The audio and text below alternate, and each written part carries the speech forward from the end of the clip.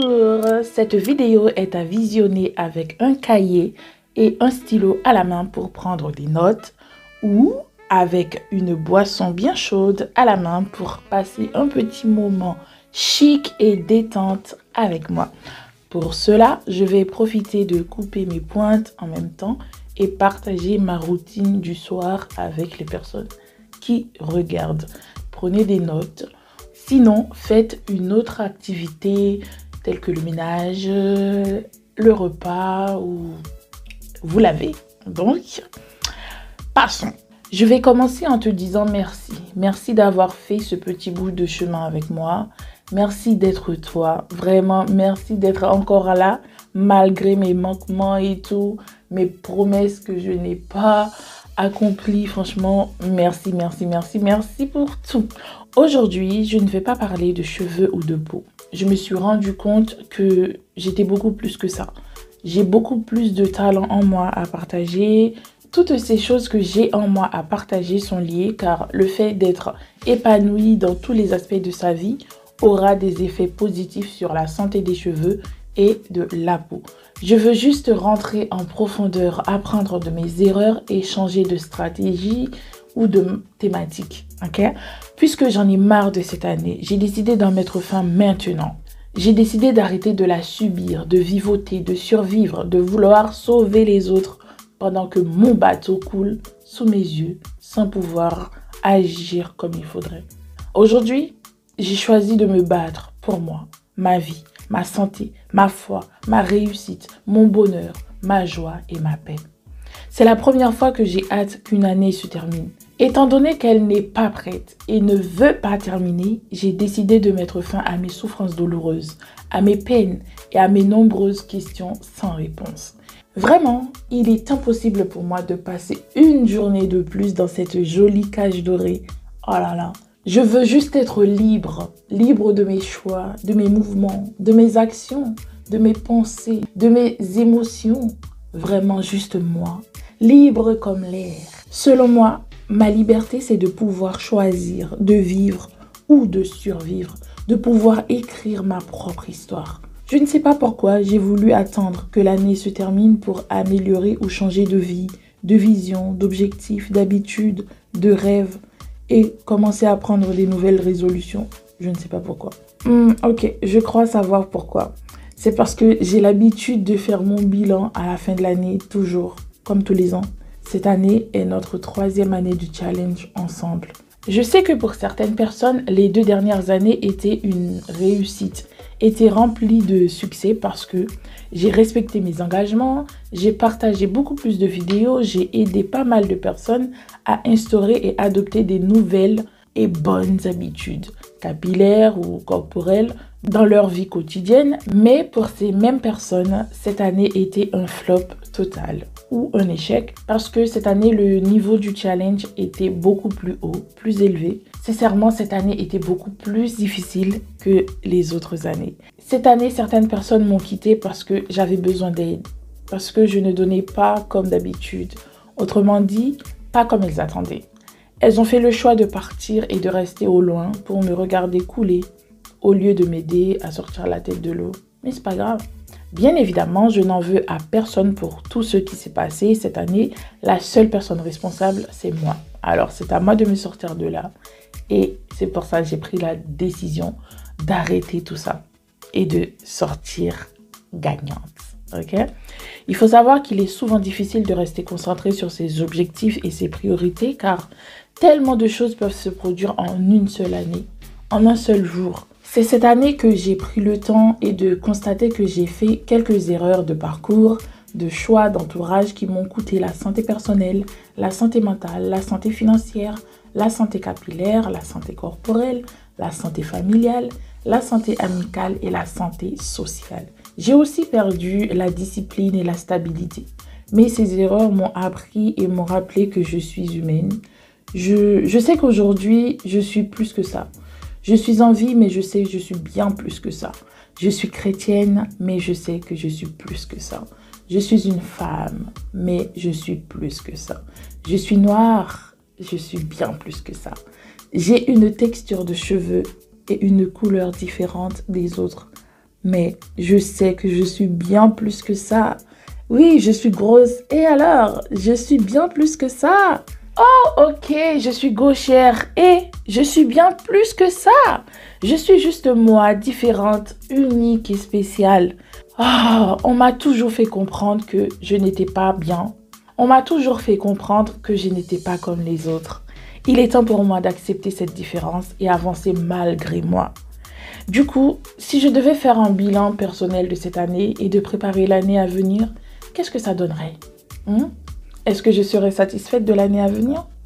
Je ne sais pas. Alors, j'ai choisi de partager mon bilan personnel de cette année pour aider les personnes qui m'ont soutenue, supportée durant toutes ces périodes difficiles, afin que mon bilan puisse servir d'exemple et pour établir le leur. D'accord? Personnellement, j'ai décidé d'établir mon bilan de cette année parce que j'ai pris conscience de mes faiblesses, de mes défauts, mais aussi de mes qualités, de mes forces, de mon courage, de ma détermination, de ma passion, de ma persévérance et de ma patience. Je suis prête, déterminée pour accomplir des choses de qualité, de définir des nouveaux objectifs chaque jour et chaque année. Bien évidemment, je sais que je dois apprendre de mes erreurs et de célébrer mes victoires, aussi petites qu'elles soient, même si je sais qu'il n'existe pas de petites victoires. Ouais, chaque victoire reste une victoire. Tout d'abord, que signifie pour toi un bilan personnel? Selon moi, le bilan personnel signifie de faire un résumé, d'analyser et d'améliorer sa vie personnelle en tournant la page d'une période passée, d'une année passée, d'une journée, d'une semaine passée. En général, un bilan se fait annuellement, c'est-à-dire sur les 365 ou 366 jours passés.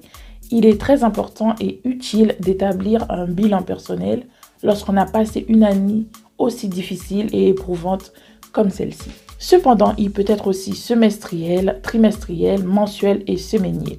Chacun est libre de faire comme il veut, comme bon lui semble. Personnellement, j'ai une préférence pour le bilan annuel, d'accord? Maintenant, voyons à quoi sert le bilan. Le bilan permet de s'auto-s'évaluer sur ses échecs comme sur ses réussites, mais aussi sur tout ce qui n'a pas été fait par manque de discipline, de volonté, d'organisation et de temps. L'idée est de prendre conscience de son état, d'analyser, de trouver des solutions pour améliorer les choses et de réparer les dégâts causés par les mauvais choix. Surtout, on se questionne avec sincérité sur sa vie pour trouver les bonnes réponses, tirer des conclusions qui vont nous faire grandir et de prendre un nouveau départ avec sérénité, avec des objectifs réalistes, clairs, nets et précis. Faire son bilan permet de prendre du recul sur soi et sur les décisions prises qui ne sont pas très bénéfiques pour notre réussite. Lorsqu'on a passé une année aussi mouvementée que celle-ci, oh là là, que je viens de vivre là, non, riche en émotions, en surprises et surtout pas que des bonnes surprises. J'étais éparpillée, perdue dans mes idées, dans mes projets, perdue de vue de mes aspirations, Franchement, j'étais perdue, ok? Le bilan sert à faire un point sur sa vie, permet de comprendre les choses qui sont les causes de nos échecs et de ne plus refaire les mêmes erreurs. Afin de progresser convenablement, il est primordial de répéter chaque année cet exercice pour prendre les meilleures décisions et de s'améliorer d'année en année. Il faut prendre le temps de rendre grâce à Dieu quand on se sent seul, abandonné, découragé, incomprise et triste. La gratitude permet donc de rester positive et zen, d'accord? Troisièmement, voyons dans quel domaine doit-on établir un bilan personnel. Le bilan personnel, comme son nom l'indique, est personnel. On peut choisir les différents domaines de sa vie personnelle, tels que le domaine spirituel, nutritionnel, familial, marital, entrepreneurial, salarial, professionnel, social, relationnel, financier, bien-être et loisirs. Vraiment, le but ultime est de s'améliorer et de provoquer la meilleure version de soi-même. Alors, quels sont les avantages d'un bilan personnel? Bien évidemment, le fait de faire son bilan personnel a de nombreux avantages.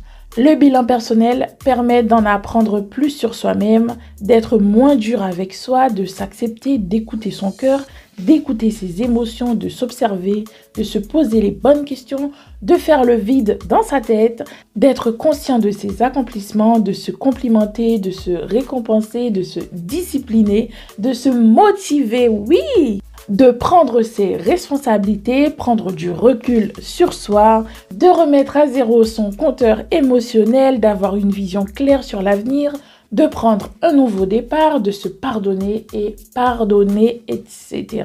Encore et encore. Maintenant, quels sont les inconvénients d'un bilan personnel?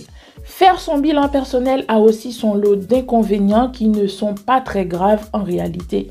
Il pousse à affronter sa réalité, accepter ses erreurs, combattre ses peurs, prendre ses responsabilités, assumer ses mauvais choix qui nous ont fait échouer dans un domaine ou un autre.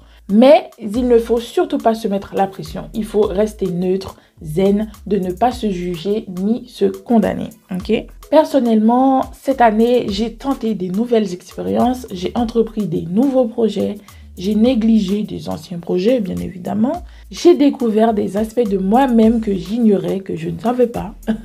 Et j'ai pris des nouvelles habitudes qui sont très mauvaises, que je dois changer ou améliorer au quotidien. Bon, ça, ce n'est pas grave. On est là pour grandir et changer et s'améliorer, n'est-ce pas? Du coup, voyons comment faire ce bilan en question. Alors, je te conseille de choisir un endroit calme et activer un bon état d'esprit pour ce temps précieux de réflexion qui sera sans doute riche en émotions, que ce soit positives ou négatives. On ne sait jamais. Pour t'aider, il faut cultiver la gratitude. Même si c'est dur, il faut commencer et être patiente. Un bilan ne se fait pas en quelques minutes. Il faut au moins quelques heures, d'accord? Il est préférable de préparer et de programmer ce moment dans un cadre romantique qui nous inspire, qui nous apaise et qui nous met bien sans dérangement. Ainsi, il est conseillé d'avoir un magnifique petit carnet spécial pour sa vie personnelle, pour son amélioration personnelle, pour son évolution, pour sa progression et pour se libérer. Je ne sais pas pour vous, mais je suis une passionnée de l'écriture.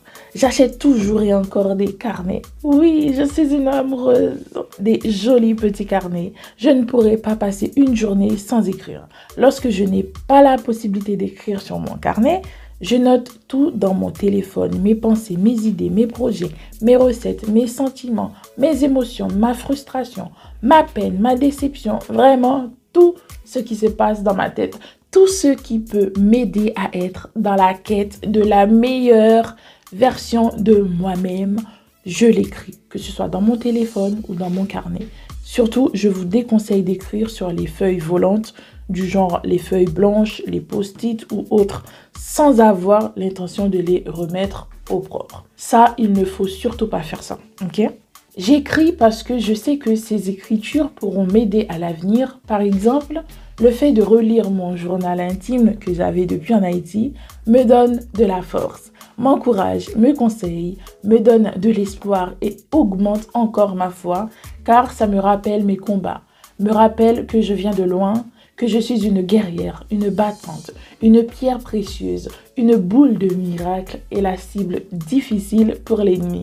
Surtout, cela me permet de comprendre les choses qui m'arrivent et pourquoi je les subis. Bien évidemment, pour réaliser tout cela, ayez des beaux stylos. Choisissez la couleur qui vous plaît.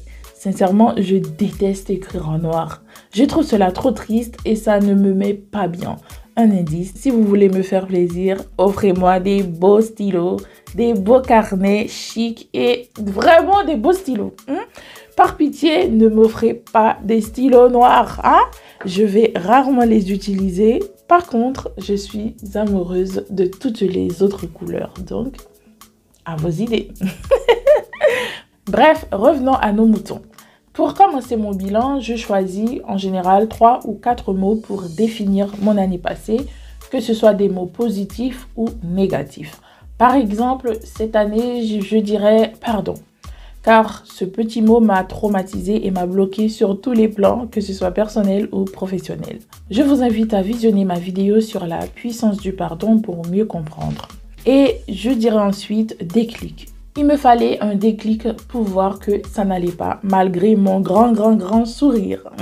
Ensuite, je dirais équilibre, car ce mot doit être la définition de moi d'avenir. J'ai compris qu'il faut un équilibre dans tous les aspects de la vie pour vivre une vie meilleure.